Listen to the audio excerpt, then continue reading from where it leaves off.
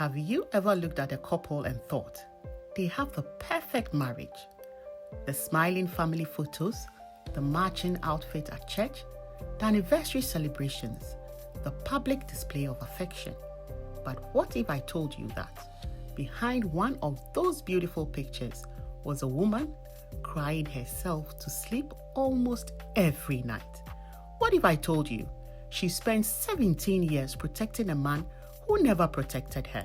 Today, I'm sharing a story that may sound familiar because it is happening in homes across the world right now.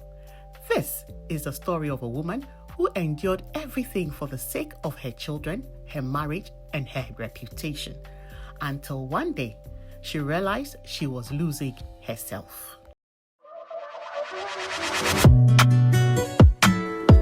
Don't play with it, don't be dishonest.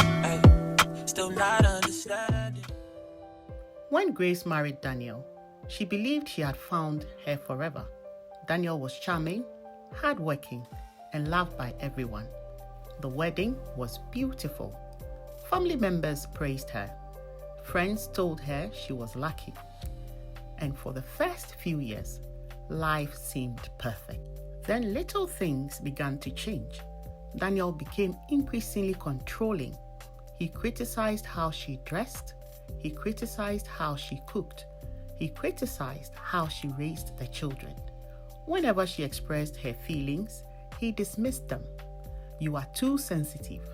You always overreact. You make problems out of nothing. You are manipulative. At first, Grace believed him. Maybe she was too emotional. Maybe she was expecting too much. Maybe marriage was simply harder than she imagined. Then came the financial control. Although Grace worked full-time, Daniel demanded to manage all the money. She had to ask permission before spending even small amounts. He questioned every purchase. Meanwhile, he spent freely on himself. Whenever she complained, he reminded her that he was the head of the household. Years passed. The emotional abuse became normal. The financial abuse became normal. The loneliness became normal. Then one evening, she discovered messages on his phone. Another woman. Her heart broke. When she confronted him, he apologized. He cried. He promised it would never happen again. The family elders got involved. Everyone encouraged forgiveness. Every marriage has challenges, they said. Men make mistakes. Pray about it. Think about the children. So Grace forgave him. He covered for him. He protected his image. She carried the shame while he carried on with life. Months later, she discovered another affair, then another, and another. Each time came tears. Each time came apologies. Each time came promises. Each time came forgiveness. The cycle repeated. One day, she discovered that one of the women was pregnant. Her world collapsed. The same people who advised patience told her not to tell anyone. Keep the family together. Don't embarrass him. Think of the children. Nobody asked how she was coping. Nobody asked how she had already endured. Nobody asked what years of betrayal had done to her mental health. Instead, she was expected to absorb the pain once again. Grace continued. She smiled at church. She smiled at family gatherings. She smiled at school events. People called her strong, but inside, she was drowning. She stopped sleeping. She developed anxiety. Her confidence disappeared. She looked in the mirror and barely recognized herself. The woman who once dreamed of building a beautiful future had become a professional survivor. One evening, her daughter, now 16 years old, walked into her room. "Mom, can I ask you something?" Grace nodded. "Why do you let Dad treat you like this?" The question pierced her heart. For years, she thought she was staying for the children. Now, she realized the children had been watching everything. They had seen the disrespect. They had heard the arguments. They had witnessed the tears. They had learned that love looked like suffering. For the first time, Grace asked herself a difficult question. What example am I setting? That night, she couldn't sleep.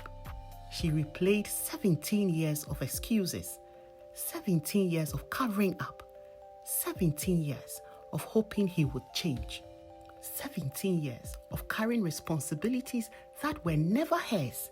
Then she reached a painful conclusion. Prayer is powerful. Forgiveness is powerful. But prayer is not permission for abuse. Forgiveness is not permission for repeated harm. A healthy marriage requires two people willing to work. One person cannot save a marriage alone. The following morning, she sat down with Daniel, not to argue, not to beg, not to threaten, but to tell the truth. For the first time in years, she stopped protecting him from the consequences of his actions. She stopped carrying responsibilities that belonged to him. She stopped pretending. She stopped covering. She started choosing herself. Her healing journey was not easy. People judged her. Some blamed her. Some questioned her faith. Some questioned her decisions. But for the first time in many years, she felt peace. Not because everything was fixed, but because she was no longer living a lie. Today, Grace speaks openly about emotional abuse, financial abuse, infidelity, and the silent suffering many women endure. She encourages women to seek help. She encourages families to stop dismissing serious problems. She encourages men to take responsibility for their actions. Most importantly, she reminds people that endurance should never come at the cost of a person's dignity, safety, mental health, or self-worth. Because marriage is meant to be a partnership, not a prison. And love was never meant to require the distraction of one person for the comfort of another. What can we learn from Grace's story? 1. Not every problem in marriage should be normalized. 2. Prayer and faith are important, but they should not replace accountability. 3. Forgiveness without change creates a cycle of repeated hurt. 4. Children see more than we think. 5. Emotional, financial, verbal, and physical abuse should never be ignored. 6. Seeking help is not weakness. 7. A healthy marriage requires effort from both partners. 8. Love should bring growth, respect, and security, not fear and suffering. Have you ever seen someone silently carrying the weight of a broken relationship? What advice would you give Grace? Share your thoughts respectfully in the comments. If this story touched you, please like, share, subscribe, and follow Podcast with Sheila. Your support helps us continue having honest conversations that matter. Until we meet again, take care and have a blessed day. Bye.